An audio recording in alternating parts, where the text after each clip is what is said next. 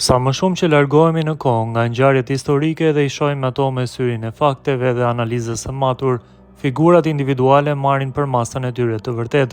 Kjo vlen në veçanti për individët që me veprimtarinë e tyre ndikuan në ngjarjet që formësuan historinë më të re të Kosovës.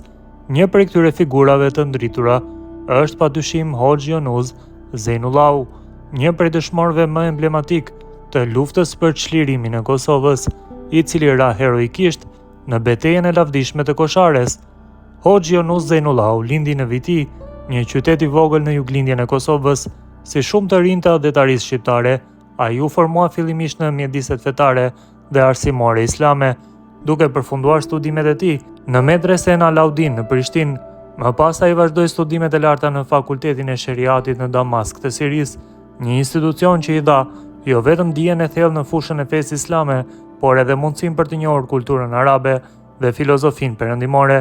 Kjo përzierje kulturore dhe arsimore e formoi Jonuzin si një personalitet rrallë, që e kuptonte besimin fetar si një dimension të pandar nga dashuria për ateun dhe angazhimin për liri, inspirimin për t'u angazhuar në çështjen kombëtare. Hoxhi Jonuzi e gjeti te rilindësit e mëdhenj shqiptar dhe hoxhallarët adetar, si Hoxha Santasini, Hoxhi Mer Prizreni, Haxhi Zeka, Hoxh Kadri Prishtina, Mullaj Drizilani dhe të tjerë. Ai e kishte të qartë parimin themelor të këtyre figurave se feja dhe adeu nuk mund të ndahen dhe se nuk mund të ketë praktikim të lirë të fesë pa një tokë të lirë. Siç kishte thënë Mullaj Drizilani, s'ka fe pa adhe. Pas viteve 90, kur Kosova përjetoi shtypje të jashtëzakonshme nga regjimi serb dhe kur organizimet për liri po merrnin gjithnjë me shumë hov, Hoxhi Jonuzi nuk qëndroi indiferent.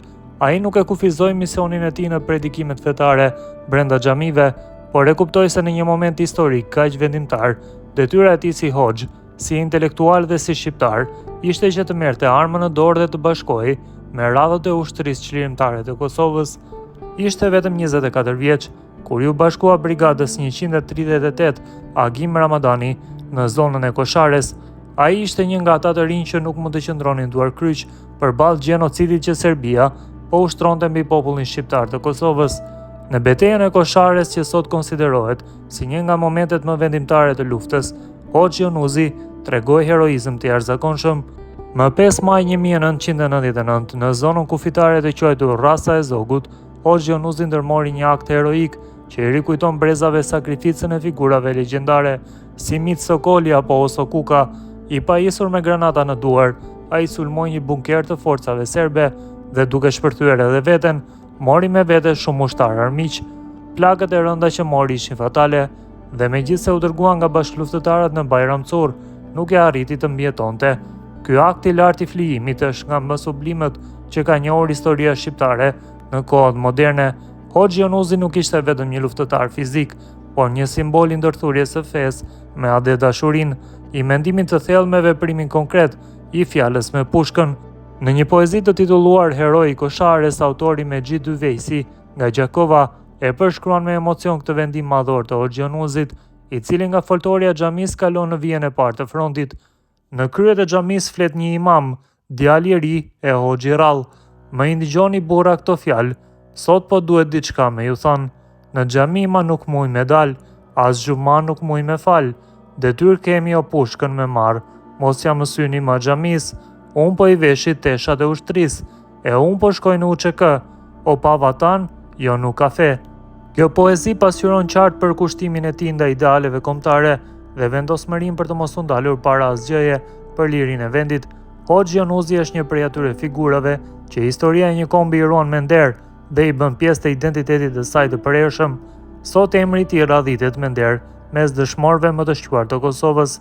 Ai përfaqëson jo vetëm një brez të tërë të rinj të sakrifikuar, por edhe një filozofi të thellë që e vendos kombin dhe lirinë mbi çdo interes personal. Ai ishte predikues, hoxh, intelektual, por mbi të gjitha ishte shqiptar I cili kuptoi se sakrifica është çmimi I vërtet I lirisë. Ngjashëm me aktin e Mit Sokolit në vitin 1881 dhe heroizmi biblik të Oso Kukës, veprimi I Hoxhi Jonuz Zejnullahut është një dëshmi e gjallë e ringritjes kombëtare dhe shpirtit të pashuar të shqiptarëve për të jetuar të lirë. Ai është një shembull I rrallë I ndërthurjes së besimit fetar me veprimtarinë kombëtare, një model që do të frymëzojë brezat e ardhshëm në rrugën e dijes të besimit dhe të dashurisë për vendin.